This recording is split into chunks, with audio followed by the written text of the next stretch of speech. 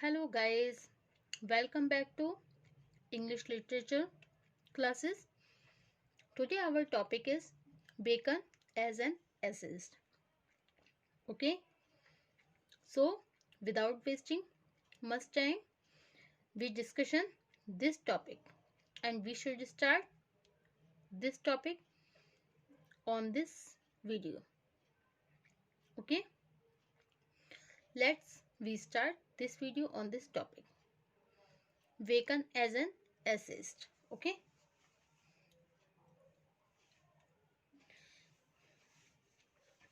Certainly Bacon is the father of the English essay. Bacon कौन है? Father of the English essay.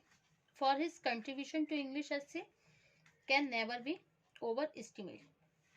Bacon अंग्रेजी में जितने भी निबंध हैं, मतलब इंग्लिश में जितने भी ऐसे हैं, उनके पिता कहे जाते हैं,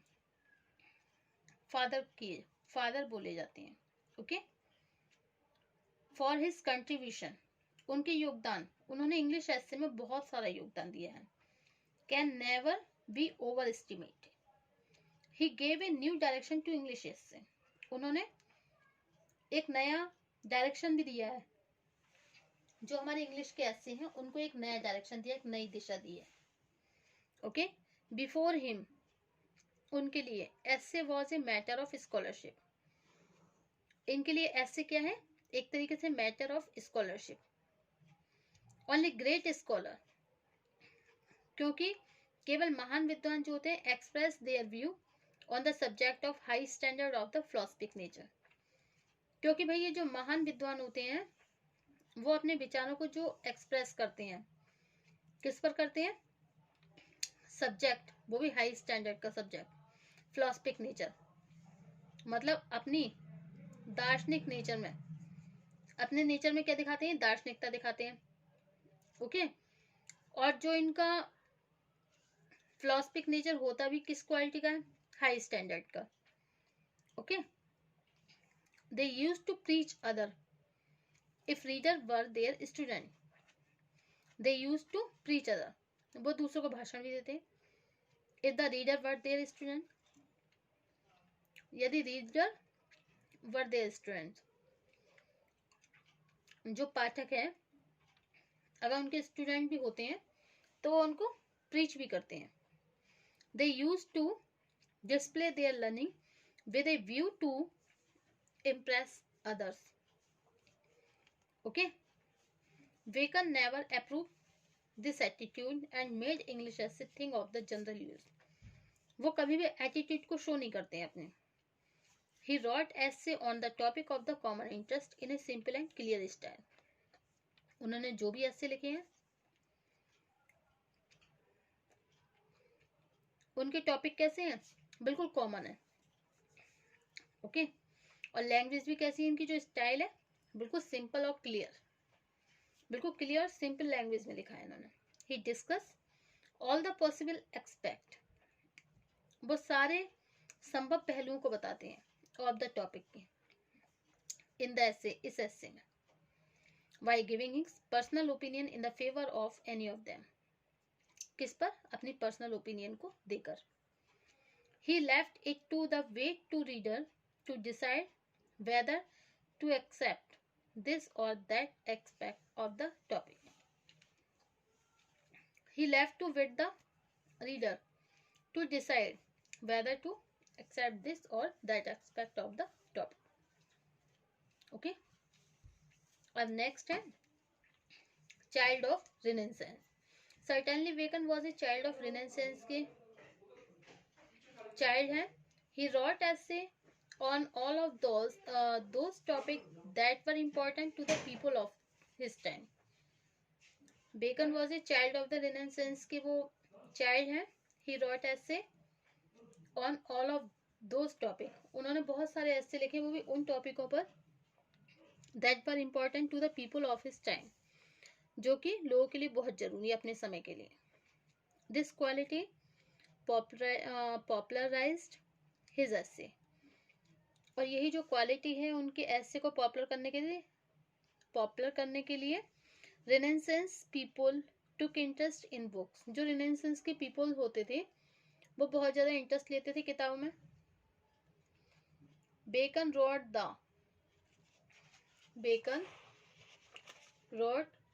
the essay of study. Bacon ने अपने बहुत सारे एसे स्टडी पर लिखे, ऑफ स्टडी पर लिखे। फॉर देम, उनके लिए, it was the object to life to attend high place.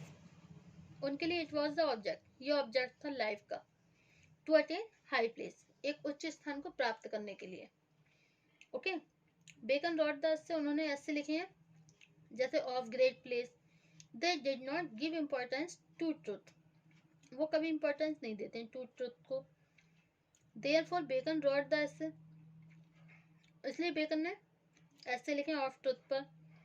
They were interested in taking revenge, therefore वो इंटरेस्ट लेते हैं इन टेकिंग रिवेंज, रिवेंज लेने में। Therefore Bacon wrote the essay of revenge and claim. Bacon ने कुछ essays लिखे हैं of revenge के, एंड क्लेम, और क्या कहा है, दावा किया है कि revenge is a kind of wild justice, कि revenge is a kind of wild justice. Revenge क्या है, एक वाइल्ड जस्टिस है। ओके, नेक्स्ट पॉइंट है stress on practical wisdom.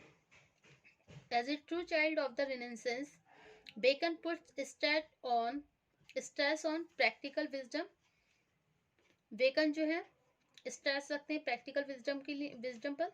He gives up traditional thinking, वो कुछ पारंपरिक सोच भी देते हैं। That books are the best source of knowledge, क्योंकि किताबें जो है बहुत ही अच्छी सोर्स हैं ज्ञान की। And points out the importance of the natural talent and experience, और क्या बताते हैं, जो नेचुरल टैलेंट होता है, एक्सपीरियंस होता है, उसका क्या महत्व होता है। According to Bacon, attitude towards study point out the general personality of a man.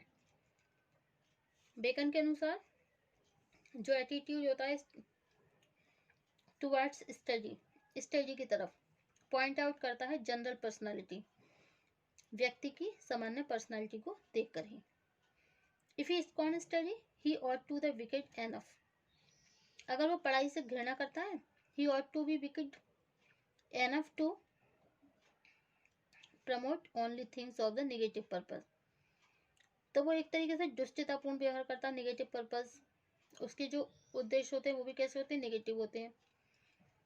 If he admire study without adapting them, I have to be a fool, अगर पढ़ाई की प्रशंसा करता है बिना किसी अडॉप्टिंग के, he ought to be a fool, but he study well and uses his study in taking decision, तो वो अपनी पढ़ाई को यूज करता है सही डिसीजन लेने के लिए। He is a wise man, वो बुद्धिमान व्यक्ति है। इट इज ट्रू, ये सच है, ये true books are full of the knowledge, कि भाई जो किताबें होती हैं नॉलेज से भरी होती हैं, but they do not guide in telling how to use them, लेकिन वो ये नहीं बताती है किस तरह से यूज करना चाहिए उनका।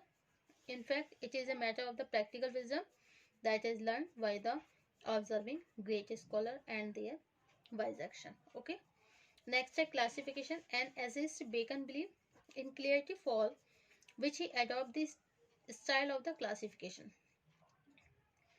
बेकन अडॉप्ट करते हैं किसे, क्लासिफिकेशन के स्टाइल को। For example, he classify purpose of study into 3 sections. Study are useful in 3 aspects. They provide pleasure in loneliness when we read and entertaining books. Okay? For example, he classifies करते हैं purpose को, study के उद्देश्य को, कि भाई पढ़ाई जरूरी है in 3 aspects. Okay?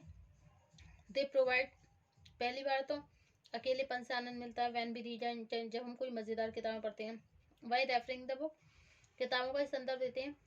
Great idea contain in them, we come to elevated the standard of our conversation and it is their use and ornaments, और हमें अच्छे अच्छे आइडियाज भी मिलते हैं। नेक्स्ट है comprehensive. Bacon's essays are marked for their comprehensive. He deals with each and very aspect, वो deals करते हैं प्रत्येक के साथ, प्रत्येक पहलू के साथ, किसके, ऑफ सब्जेक्ट के। For example, of study he points out the advantage of the discussion, reading and writing. Advantage करते हैं वो पढ़ाई और लिखाई पर। ओके, नेक्स्ट है ए, नेक्स्ट है एफोरिस्टिक स्टाइल।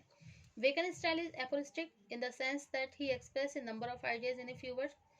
बहुत सारे आइडिया भी दिए उन्होंने कुछ सेंटेंसों में, कुछ शब्दों में। A sentence written by him can be explain in a paragraph or even a full length page. He does not believe in saying everything.